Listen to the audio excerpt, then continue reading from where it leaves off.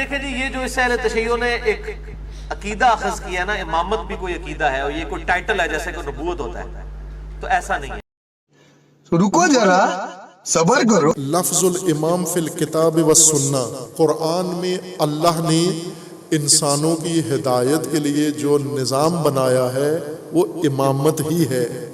هذا وقد ورد لفظ الامام فی القرآن الکریم بصیغۃ الافراد فی عدۃ مواضع منها قوله تعالی حکایۃ عن ابراہیم علیہ السلام وعلی نبینا الصلاۃ والسلام وقال انی جاعلک للناس اماما قال ومن ذریتی قال لا ینال عہد الظالمین والمعنی انی مسیرک للناس اماما یؤتم بہ ویقتدی بہ۔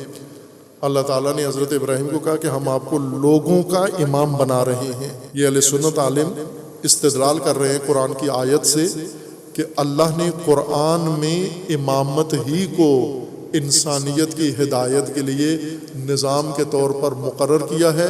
دلیل اس کی سورہ بقرہ کی یہ آیت ہے حضرت ابراہیم کے بارے میں، انی جاعلک للناس اماما، کما ورد فی قولہ تعالی حکایۃ عن دعاء المؤمنین۔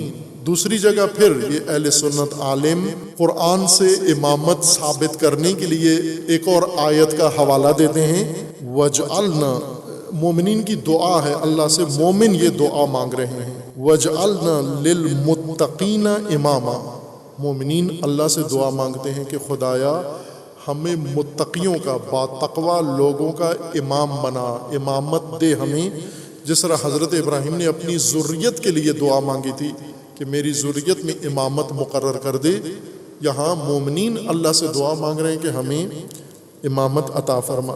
اس کی تشریح مصنف یوں کرتے ہیں، اے ائمۃ یقتدی بنا من بعدنا، وقال البخاری ائمۃ نقتدی بمن قبلنا ویقتدی بنا من بعدنا، وورد اللفظ بصیغۃ الجمع فی قولہ تعالی، اور اسی طرح سورہ آیہ دیگر میں ہے خداوند تبارک و تعالیٰ نے وَجَعَلْنَاهُمْ أَئِمَّةً يَهْدُونَ بِأَمْرِنَا، اللہ تعالیٰ نے انبیاء کے، مختلف انبیاء کے نام لیے، بنی اسرائیل کے کئی انبیاء کے نام سورہ انبیاء میں لے کر، اور پھر یہ فرمایا کہ ہم نے ان تمام نبیوں کو امام بھی بنایا ہے۔ کیوں بنایا ہے؟ تاکہ ہمارے حکم سے لوگوں کی ہدایت کریں، ہدایت کے لیے ان کو امام بنایا ہے۔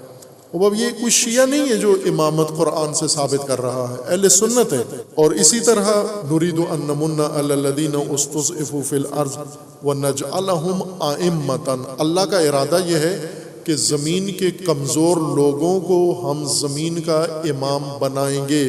اللہ ارادہ رکھتا ہے کہ زمین کی امامت، زمین کی قیادت اور زمین کے ریاست ہم مستضعفین، ان پسے ہوئے لوگوں کو عطا کریں گے۔ پھر احادیث کی طرف آتے ہیں۔ اہل سنت کی حدیث کی کتابوں سے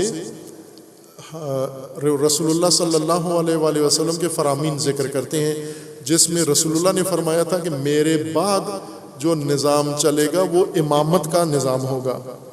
اب یہ اہل سنت کی روایت نقل کرتے ہیں ان کی کتاب سے، الائمۃ من قریش، اہل سنت کے یہاں حدیث ہے کہ امام امت کا جو آئے گا وہ قریش سے ہوگا، والمراد الحاکم او الخلیفہ، اور رسول اللہ کی مراد حکومت، حاکم تھا کہ جو بعد میں حاکم بنے گا۔ یہ سنی جو آج امامت کا انکار کرتے ہیں، یہ مولوی خطیب یہ امامت کے خلاف بولتے ہیں، امامیہ کے خلاف۔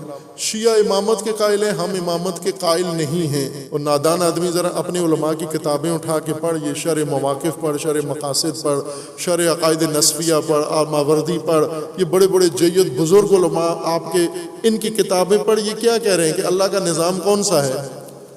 اور یہ جو کہتے ہیں خلافت ہے، امامت نہیں ہے، نہ خلافت امامت کی پوزیشن کا نام ہے کہ یہ امام کس پوزیشن میں امام بنا ہے۔